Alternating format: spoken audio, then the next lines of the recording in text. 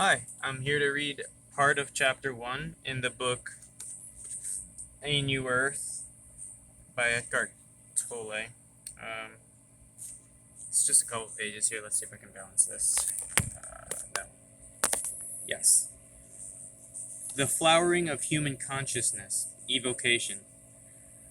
Earth, 114 million years ago, one morning just after sunrise, the first flower ever to appear on the planet opens up to receive the rays of the sun. Prior to this momentous event that heralds an evolutionary transformation in the life of plants, the planet had already been covered in vegetation for millions of years. The first flower probably did not survive for long, and flowers must have remained rare and isolated phenomena since conditions were most likely not yet favorable for a widespread flowering to occur. One day, however, a critical threshold was reached, and suddenly there would have been an explosion of color and scent all over the planet if a perceiving consciousness had been there to witness it. Much later, those delicate and fragrant beings we call flowers would come to play an essential part in the evolution of consciousness of another species. Humans would increasingly be drawn to and fascinated by them. As the consciousness of human beings developed, flowers were most likely the first thing they came to value that had no utilitarian purpose for them, that is to say, was not linked in some way to survival. They provided inspiration to countless artists, poets, and mystics. Jesus tells us to contemplate the flowers and learn from them how to live. The Buddha is said to have given a silent sermon, once during which he held up a flower and gazed at it. After a while, one of those present, a monk called Mahakasyapa, began to smile. He is said to have been the only one who had understood the sermon. According to legend, that smile, that is to say, realization, was handed down by 28 successive masters and much later became the origin of Zen.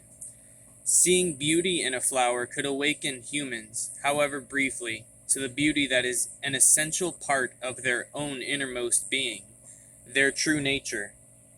The first recognition of beauty was one of the most significant events in the evolution of human consciousness. The feelings of joy and love are intrinsically connected to that recognition. Without our fully realizing it, flowers would become for us an expression in form of that which is most high, most sacred, and ultimately formless within ourselves. Flowers, more fleeting, more ethereal, and more delicate than the plants out of which they emerged, would become like messengers from another realm, like a bridge between the world of physical forms and the formless.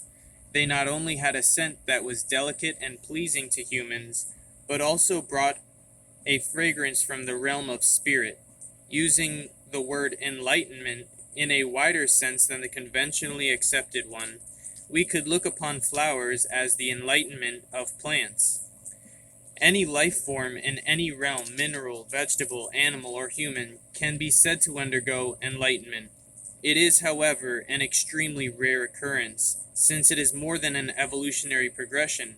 It also implies a discontinuity in its development, a leap to an entirely different level of being, and most important, a lessening of materiality. What could be heavier and more impenetrable than a rock, the densest of all forms? And yet some rocks undergo a change in their molecular structure, turn into crystals, and so become transparent to the light. Some carbons, under inconceivable heat and pressure, turn into diamonds, and some heavy minerals into other precious stones. Most crawling reptilians, the most earthbound of all creatures, have remained unchanged for millions of years. Some, however, grew feathers and wings and turned into birds, thus defying the force of gravity that had held them for so long. They didn't become better at crawling or walking, but transcended crawling and walking entirely. Since time immemorial, flowers, crystals, precious stones, and birds have held special significance for the human spirit. Like all life forms, they are, of course, temporary manifestations of the underlying one life, one consciousness. Their special significance and the reason why humans feel such fascination for and affinity with them can be attributed to their ethereal quality. Once there is a certain degree of presence, of still and alert attention in human beings' perceptions, they can sense the divine life essence, the one indwelling consciousness or spirit in every creature, every life form, recognize it as one with their own essence, and so love it as themselves. Until this happens, however, most humans see only the outer forms, unaware of the inner essence, just as they are unaware of their own essence and identify only with their own physical and psychological form. In the case of a flower, a crystal, precious stone, or bird, however, even someone with little or no presence can occasionally sense that there is more there than the mere physical existence of that form, without knowing that this is the reason why he or she is drawn toward it, feels an affinity with it. Because of its ethereal nature, its form obscures the indwelling spirit to a lesser degree than is the case with other life forms. The exception to this are all newborn life forms, babies, puppies, kittens, lambs, and so on. They are fragile, delicate, not yet firmly established in materiality. An innocence, a sweetness, and beauty that are not of this world still shine through them. They delight even relatively insensitive humans. So when you are alert and contemplate a flower, crystal, or bird without naming it mentally, it becomes a window for you into the formless. There is an inner opening, however slight, into the realm of spirit. This is why these three enlightened life forms have played such an important part in the evolution of human consciousness since ancient times.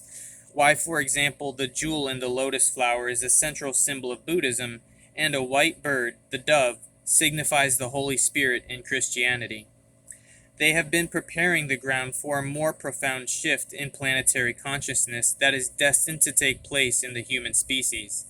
This is the spiritual awakening that we are beginning to witness now. So yeah, there's definitely a reason why flowers go on an altar, and why there's just universal symbols that have been ingrained in our collective unconscious because of what they give us glimpses of. And so I don't know. I just wanted to read those few pages. Hopefully that was at least interesting, or at the best made you contemplate a couple key concepts that I think are beneficial to ponder over. So I'll leave you with that. Have a great day. Bye.